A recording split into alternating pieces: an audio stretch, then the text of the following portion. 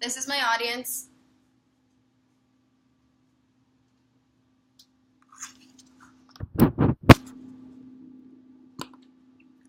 How many people do you know have successfully used a dating website to find love or a fun hookup?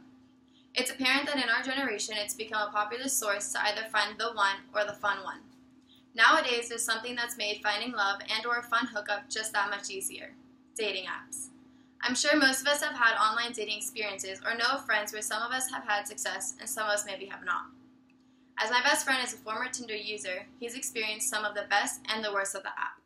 And as statistics show from a survey taken by Forbes, that 27% of millennials ranging in the ages of 18 to 24 years old have used online dating apps, all experiencing either success, have been catfished, or in the end just wasn't their cup of tea.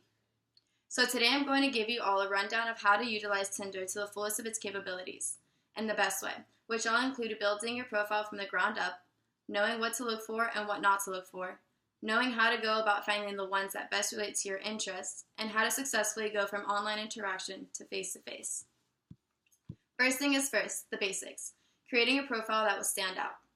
One of the most important steps is presenting yourself to the other Tinder users via your profile, which is separated into two main components.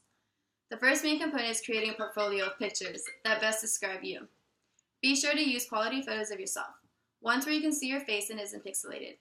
Don't use group pictures. One is fine to send a message of what your friends are like, but don't make it so others need to play Waldo in the photos, because that's a default defense mechanism. The person looking at your profile is going to assume you're the one in the picture that they're least attracted to. And the second component, which is just as important as your pictures, is your bio. Keep it short and sweet, but clearly state your intentions, either hookup or relationship or just friends. On the app you're using, whether it's Tinder, Bumble, or Plenty of Fish. Some people go in here to look for their next significant other due to either being lazy or not having time to get out there. Others are here for strictly just fun and rarely to find a friend. Either way, it's always important to be sure to state what your intentions are. Be sure to personalize it to your sense of humor. Girls and guys always love someone with a sense of humor in them. The absolute most important tip here when creating a dating profile is absolutely do not lie. Let's all be real here. No one likes a liar. No one wants to feel like they've wasted their time, hopes, and effort into sharing personal interests with one they believe they have a connection with, and then find out it was all just one big lie. You need to be 100% honest. Data taken by UC Berkeley says that 81% of online daters admit to lying in their profile, which within that 81%, 60% of people lied about their weight and 48% lied about their height. And the same data says that the average user that puts their height in their bio adds, on average, 2 inches to their actual height. No need to give a long description about yourself. Just some top attention grabber pointers of what kind of person you are, your cool hobbies, and your interests. Also, if that puppy in the photo isn't yours, do not pretend it is, because that's just misleading and a little cruel, because who doesn't love puppies? And who doesn't get excited when they possibly found their match who happens to own the cutest pup ever? Now, we get to the foundation down of how to properly make a successful profile. Next up is utilizing the dating app you made a profile on. This part is pretty simplistic. Swipe right, swipe left, super like every once in a while, but there's just more to that. It's important to know what you want and specifically go after that. Be sure not just to swipe based on their photos. While that usually works in your favor when strictly looking for a fun hookup, those of you looking for something more basing your swipe on their pictures won't be entirely beneficial. Just this past year, Tinder put on that stats for couples who met using Tinder and were still together after 1 month came out to be only 13%, which can go to show that just physical attraction isn't enough to hold a relationship together. Another important tip is to take initiative. Don't be afraid to be the first to message your match. A digital statistics company by the name of DMR says that women swipe right only 15% of the time, while men swipe right 46%.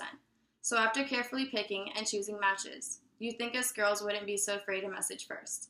The same group of statistics also gives us that figure that 72% of women surveyed think that it's a man's responsibility to message first, which is a ridiculous number in my opinion. We can be the ones to make the first move too. Now, after breaking the fear of being the first to message, put in a real effort to have a good conversation and get to know them. And that's when the next step is taken, which is a face-to-face interaction. After a solid few days of exchanging information and making great progress in conversing that you have found enjoyable enough to meet up with them, there are 2 last tips I'll leave you with. First, is to ease some potential anxiety or nerves. Remember, you're both equals. Yes, you swiped right, but so did they. You also both decided and agreed to meet up in person, which usually means that they want to get to know you in person on a more personal level just as much as you do. And secondly, just go with the flow. Unless you came across what we call stranger danger, then run away. Don't feel pressured to move it at a faster pace or slower pace just because of social norms.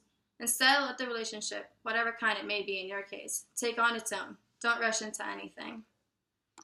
You and your match are both unique individuals, and that means that any relationship you pursue with them is going to be unique in its own way.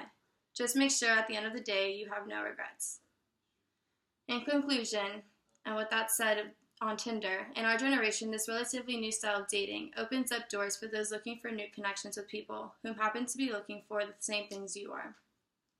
Restating main points would be, it enables its users to utilize a relatively easy interaction to find matches, and has a potential to yield great results if they have a strong profile, know what they want in a match, and are willing to go forward and potentially meet up with the match in person.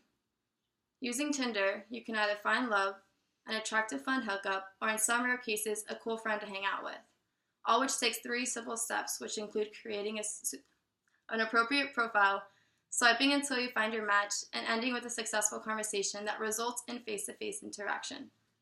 Just remember, when dipping into the dating pool, one must remember anything could be polished Megan, you're online. over.